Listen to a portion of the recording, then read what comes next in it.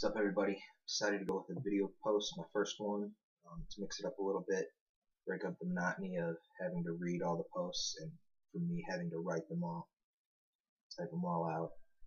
Topic of this first one is going to be whether or not the Browns should trade down with the Rams at number 6. Big story coming out of last week's owners meetings was Jeff Fisher, the head coach of the Rams, saying that the Browns would be potential trade partners should the Rams want to move back up and draft likely Justin Blackmon at number 4. Originally, I was extremely high on Blackmon. I wanted him over RG3, over Trent Richardson, over just about anybody else in the draft for the Browns at number 4.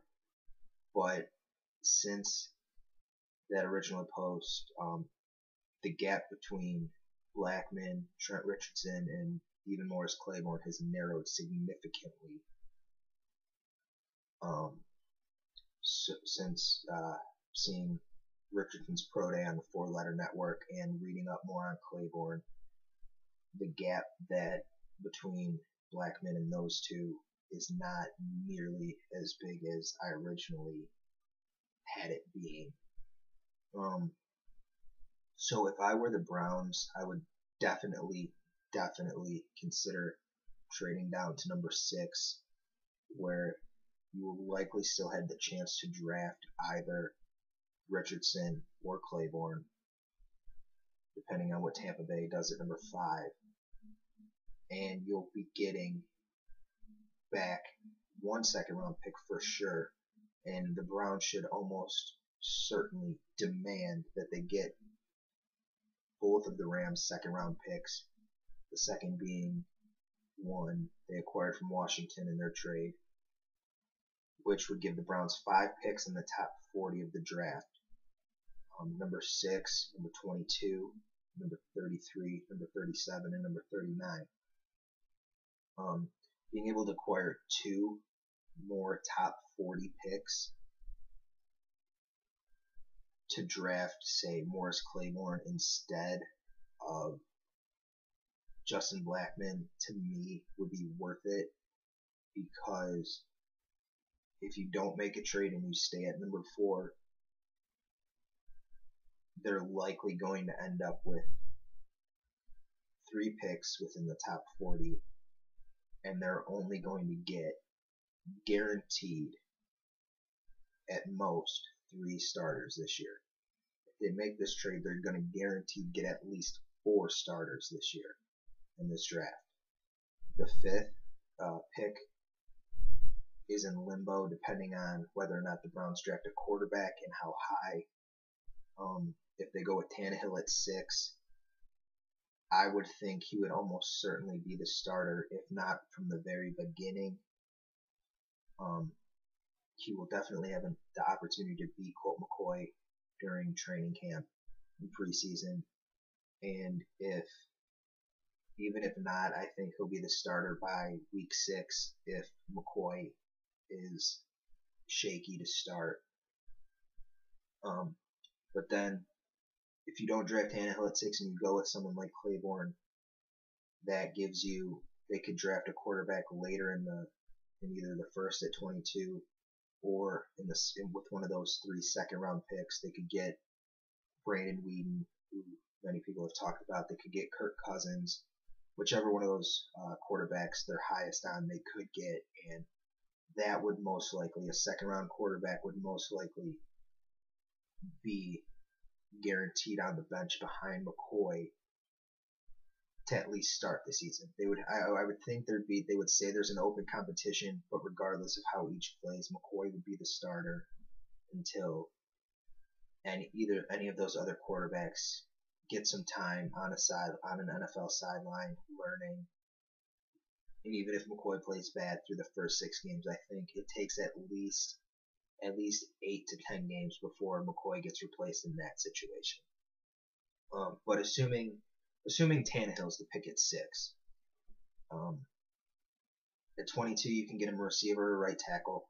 At 33 you can get the other. Kendall Wright and Mike Adams would be probably the 2 most likely receiver tackle combination at 22. Should the Browns take right, they can get. There really isn't. I don't really know names of other potential right tackles at 33 or 4 receivers for the second round. That level guy I really only have focused so far on the top level guys, the first round type guys. But this draft is very deep at receiver and very deep at right tackle. Well, just tackle in general. So there will be those guys. They could even get, if they wanted to wait, they could probably get a quality guy at either of those positions with their last second round pick, which would be the number 39 pick.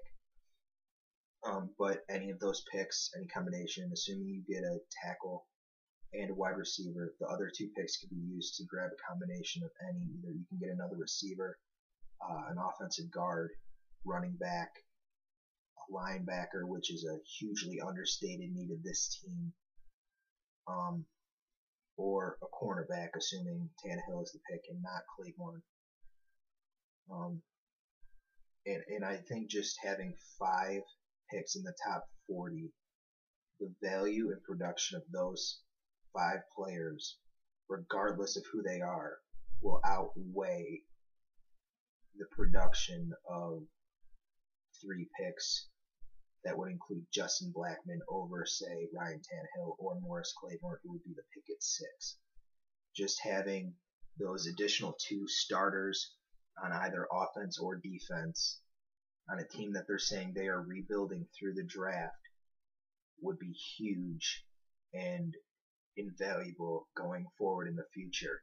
It gives them more room should they screw up later in the draft, because they have these top level guys that are going to be almost guaranteed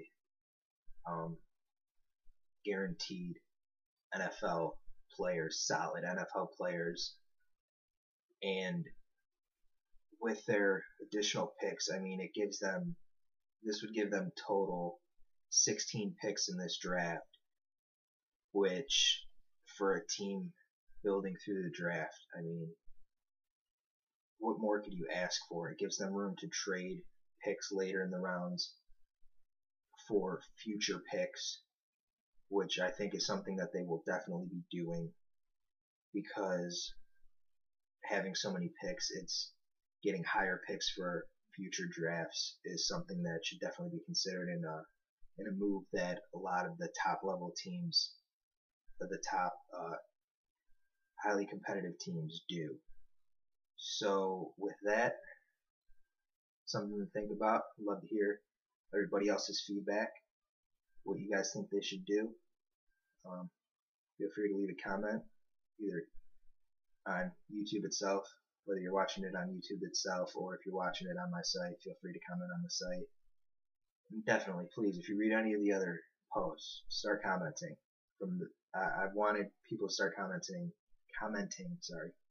and that's been the biggest letdown of the site so far, is not much comment from the readers.